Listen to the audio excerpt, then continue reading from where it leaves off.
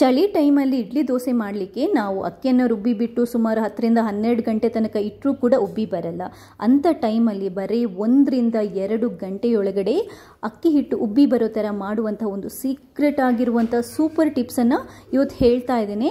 ಈ ಟಿಪ್ಸನ್ನು ಫಾಲೋ ಮಾಡಿದರೆ ಚಳಿ ಟೈಮಲ್ಲಿ ಕೂಡ ನಾವು ಮಲ್ಲಿಗೆಯಂತಹ ಇಡ್ಲಿಯನ್ನು ಮಾಡಿ ತುಂಬಾ ಸುಲಭವಾಗಿ ತಿನ್ಬೋದು. ಸರಿ, ಹಾಗಾದರೆ ಈ ವಿಶೇಷವಾಗಿರುವಂಥ ರೆಸಿಪಿನ ಹೇಗೆ ಮಾಡೋದು ಅನ್ನೋದನ್ನು ನೋಡ್ಕೊಂಬರೋಣ. ಚಳಿ ಟೈಮಲ್ಲಿ ಕೂಡ 100% ಪರ್ಫೆಕ್ಟಾಗಿ ಮಲ್ಲಿಗೆ ಇಡ್ಲಿಯನ್ನು ಅಥವಾ ಮೆದುಮೆದುವಾಗಿರುವಂಥ ದೋಸೆಯನ್ನು ಮಾಡಲಿಕ್ಕೆ ಹಿಟ್ಟನ್ನು ಉದುಗು ಬರಿಸುವಂಥ ಸೂಪರ್ ಟಿಪ್ಸನ್ನು ಇವತ್ತಿನ ವಿಡಿಯೋದಲ್ಲಿ ಹೇಳ್ತಾ ಇದ್ದೇನೆ. ನೋಡಿ, ನಾನಿವತ್ತು 2 ಲೋಟದಷ್ಟು ಇಡ್ಲಿ ರೈಸನ್ನು 6 ಗಂಟೆ ತನಕ ನೆನೆ ಹಾಕಿದ್ದೇನೆ. ಈ ಲೋಟದಲ್ಲಿ 2 ಲೋಟ ಇಡ್ಲಿ ರೈಸನ್ನು ತಗೊಂಡಿದ್ದೇನೆ. ಅದಾದ ನಂತರ ಅದೇ ಲೋಟದಲ್ಲಿ 3/4 ಲೋಟದಷ್ಟು ಉದ್ದನ್ನು ತಗೊಂಡಿದ್ದೇನೆ.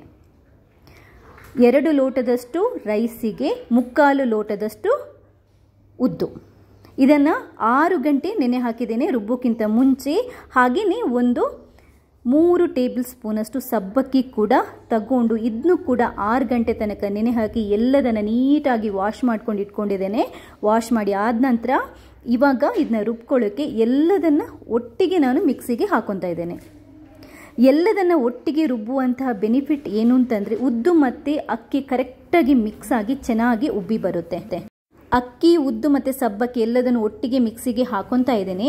ಇವಾಗ ಒಂದು ಬೌಲಲ್ಲಿ ಒಂಚೂರು ಬೆಚ್ಚಗಿನ ನೀರು ತಗೊಂಡು ಅದಕ್ಕೆ 1 ಹಿಡಿಯಷ್ಟು ಪೇಪರ್ ಅವಲಕ್ಕಿನ ಹಾಕ್ಕೊಂಡು ಅದನ್ನ ಈ ಥರ ಮೆತ್ತಗೆ ಮಾಡಿಬಿಟ್ಟು ಸೇಮ್ ಮಿಕ್ಸಿಗೆ ನಾವು ಹಾಕೋಬೇಕಾಗುತ್ತೆ.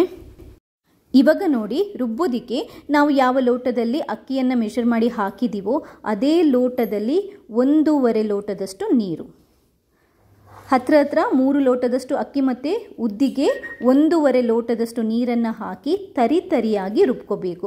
ತುಂಬ ನೈಸಾಗಿ ಸಾಫ್ಟಾಗಿ ಅಲ್ಲ, ಸ್ವಲ್ಪ ತರಿ ರುಬ್ಕೋಬೇಕು.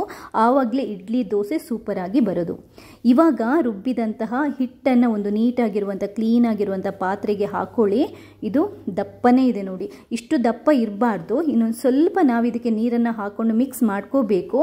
ನಾನು ಆಲ್ಮೋಸ್ಟ್ ಒಂದು 3/4 ಲೋಟದಷ್ಟು ನೀರನ್ನು ಹಾಕೊತಾ ಇದ್ದೇನೆ. ನೀರು ನೋಡ್ಕೊಂಡು ಹಾಕ್ಕೊಳ್ಳಿ. ನಿಮಗೆ ನಾನು ಹದನ ತೋರಿಸ್ತೇನೆ. ಆ ಹದಕ್ಕೆ ಬರುವಷ್ಟು ಎಷ್ಟು ಬೇಕೋ ಅಷ್ಟು ನೀರನ್ನು ನೋಡ್ಕೊಂಡು ಹಾಕ್ಕೊಳ್ಳಿ. ಕ್ಲೀನಾಗಿ ಕೈಯಲ್ಲೇ ಕಲಿಸ್ಕೊಳ್ಳಿ. ಕೈಯಲ್ಲಿ ಕಲಿಸೋದ್ರಿಂದ ಉಪಯೋಗ ಏನು ಅಂತಂದರೆ ಕೈನ ಬಿಸಿ ಇರುತ್ತಲ್ವ, ಅದು ಹಿಟ್ಟಿಗೆ ತಾಗಿದರೆ ಬೇಗ ಉಬ್ಬಿ ಬರುತ್ತೆ. ನೀಟಾಗಿ ಮಿಕ್ಸ್ ಮಾಡ್ಕೋಬೇಕು. ನೀಟಾಗಿ ಮಿಕ್ಸ್ ಮಾಡ್ಕೊಂಡು ಈ ಪಾತ್ರೆನ ಕಂಪ್ಲೀಟಾಗಿ ಕವರ್ ಮಾಡಿ, ಅಂದರೆ ಮುಚ್ಚಿಡಬೇಕು. ನೀವು ಸೋಡಾ ಹಾಕೋಬೇಡಿ. ಸೋಡಾ ಹಾಕೋದು ಒಳ್ಳೆಯದಲ್ಲ. ನಾರ್ಮಲ್ ಡೇಸಲ್ಲಿ ಈ ಥರ ಮಾಡಿಟ್ಟು ಒಂದು 8ರಿಂದ 10 ಗಂಟೆ ಇಟ್ಟರೆ ಚೆನ್ನಾಗಿ ಅಕ್ಕಿ ಹಿಟ್ಟು ಉಬ್ಬಿ ಬರುತ್ತೆ. ಇದನ್ನ ಒಂದು ದಪ್ಪ ಬಟ್ಟೆಯಿಂದ ನೀಟಾಗಿ ಸುತ್ಕೋಬೇಕು. ಈ ಥರ ಬಟ್ಟೆಯಿಂದ ಸುತ್ತಬಿಟ್ಟು ಯಾವುದಾದ್ರೂ ಕಬೋರ್ಡ್ ಒಳಗಡೆ, ಕೆಲವರು ಓವನ್ ಇರುತ್ತಲ್ವ, ಓವನ್ ಒಳಗೆ ಕೂಡ ಈ ಪಾತ್ರೆನ ಇಡ್ಬೋದು. ಅಂದರೆ ಗಾಳಿ ತಾಗಬಾರ್ದು. ಯಾವತ್ತು ಅಕ್ಕಿ ಹಿಟ್ಟು ಉಬ್ಬಿ ಬರಬೇಕಿದ್ರೆ ಹೀಟ್ ಟೆಂಪ್ರೇಚರ್ ಇರಬೇಕು, ಬಿಸಿಯಾಗಿರುವಂಥ ಟೆಂಪ್ರೇಚರ್ ಇರಬೇಕು. ಚಳಿ ಟೈಮಲ್ಲಿ ಟೆಂಪ್ರೇಚರ್ ಥಂಡಿ ಇರೋದ್ರಿಂದ ನಿಮಗೆ 10 ಅಲ್ಲ 12 ಗಂಟೆ ಇಟ್ಟರೂ ಕೂಡ ಉಬ್ಬಿ ಬರಲ್ಲ. ಇವಾಗ ಆಲ್ಮೋಸ್ಟ್ ಬೆಳಗ್ಗೆ ಆಗಿದೆ. ನಾನು ರಾತ್ರಿ ರುಬ್ಬಿಟ್ಟಿರೋದು ಖಂಡಿತವಾಗ್ಲೂ ಬಂದಿರಲ್ಲ ಅಂತಲೇ ನನಗನ್ಸುತ್ತೆ. ನೋಡಿ ಹೇಗಿಟ್ಟಿದ್ದೇನೋ ಅದೇ ಥರ ಇದೆ. ನಾರ್ಮಲ್ ಡೇಸಲ್ಲಿ ನಾನು ಇದೇ ಪ್ರೊಸೀಜರ್ ಫಾಲೋ ಮಾಡೋದು, ಬಟ್ ಪರ್ಫೆಕ್ಟಾಗಿ ನನಗೆ ಉಬ್ಬಿ ಬರುತ್ತೆ. ಇದನ್ನ ಇವಾಗ ಏನು ಮಾಡೋದು ಈ ಥರ ಆದರೆ? ತುಂಬಾ ಸಿಂಪಲ್. ಒಂದು ಪಾತ್ರೆಯಲ್ಲಿ ಬಿಸಿ ನೀರನ್ನು ತಗೋಬೇಕು, ದೊಡ್ಡ ಪಾತ್ರೆಯಲ್ಲಿ. ಈ ಪಾತ್ರೆ ಇದೆಯಲ್ವ ಅದರ ಒಳಗಡೆ ಇಡ್ಲಿಕ್ಕೆ ಆಗಬೇಕು. ಆ ಥರ ದೊಡ್ಡ ಪಾತ್ರೆಯಲ್ಲಿ ಬಿಸಿ ನೀರನ್ನು ತಗೊಂಡು ಹಿಟ್ಟು ಇಟ್ಟಂತಹ ಪಾತ್ರೆನ ಆ ಪಾತ್ರೆ ಒಳಗಡೆ ಇಟ್ಟು ಕ್ಲೋಸ್ ಮಾಡಿ ಬಿಡಬೇಕು. ನೀಟಾಗಿ ಕ್ಲೋಸ್ ಮಾಡಿಟ್ಟು ಇವಾಗ ಬೇಕಾದರೆ ಪುನಃ ನೀವು ಬಟ್ಟೆನ ಸುತ್ತಿ ಇಡ್ಬೋದು, ಅಥವಾ ಈ ಥರ ಇಟ್ಬಿಟ್ಟು ಇದನ್ನು ಕೂಡ ಅಷ್ಟೇ ಬೆಚ್ಚಗಿರುವ ಜಾಗದಲ್ಲೇ ಇಟ್ಬೇಡಿ. ಆಲ್ಮೋಸ್ಟು ನೀರು ಹಾಕೊಳ್ಳೋಕೆ ನೆನ್ಪಿಟ್ಕೊಳ್ಳಿ, ನಾವು ಹಿಟ್ಟಿನ ಪಾತ್ರೆಗಿಂತ ಮೇಲೆ ಬರಬಾರ್ದು, ಅದಕ್ಕಿಂತ ಸ್ವಲ್ಪ ಕೆಳಗಡೆನೇ ಇರಬೇಕು. ಇವಾಗ ಆಲ್ಮೋಸ್ಟು 1ರಿಂದ 2 ಗಂಟೆ ಬಿಡಬೇಕು. ಕರೆಕ್ಟಾಗಿ ಮಿಕ್ಸ್ ಆಗಿದ್ರೆ 1 ಗಂಟೆ ಸಾಕಾಗುತ್ತೆ. ನಾನು ಆಲ್ಮೋಸ್ಟ್ 1.5 ಗಂಟೆ ಬಿಟ್ಟು ಆಮೇಲೆ ಚೆಕ್ ಮಾಡ್ತಾ ಇದ್ದೇನೆ. ನೋಡಿ, ಹಿಟ್ಟು ಉಬ್ಬಿ ಬಂದಿದೆ, ಅಂದರೆ ಉದುಗು ಬಂದಿದೆ. ಗೊತ್ತಾಗ್ತಾ ಇದೆಯಲ್ವಾ? ನಾನು ಒಂದು ಚೂರು ಕೂಡ ಸೋಡಾ ಹಾಕಿಲ್ಲ. ನೀವು ಬೇಕಾದರೆ ತುಂಬಾ ಫಾಸ್ಟಾಗಿ ಆಗಬೇಕು ಅಂತಂದರೆ ಬೆಳಗ್ಗೆ ಹೊತ್ತಲ್ಲಿ ಒಂದು ಸ್ವಲ್ಪ ಸೋಡಾ ಪುಡಿನ ಹಾಕ್ಕೊಂಡು ಅರ್ಧ ಗಂಟೆ ಬಿಟ್ಟು ಇಡ್ಲಿ ಮಾಡ್ಬೋದು. ಸೋಡಾ ಹಾಕದೇ ಇದ್ದಾಗ ಈ ಥರ ಬಿಸಿ ನೀರಲ್ಲಿ 1ರಿಂದ 2 ಗಂಟೆ ಹಿಟ್ಟಿನ ಪಾತ್ರೆಯನ್ನು ನೀವು ಇಟ್ಬಿಟ್ರೆ ಪರ್ಫೆಕ್ಟಾಗಿ ಇಡ್ಲಿನ ಮಾಡ್ಬೋದು.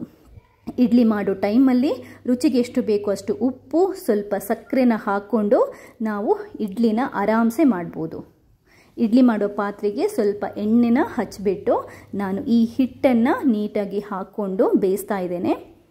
ಜಸ್ಟ್ ಒಂದು 10 ನಿಮಿಷ, 8ರಿಂದ 10 ನಿಮಿಷ ಸಾಕು. ಇಡ್ಲಿ ಚೆನ್ನಾಗಿ ಬೆಂದಿದೆ, ನಿಮಗೆ ನೋಡಿದರೆ ಗೊತ್ತಾಗುತ್ತೆ.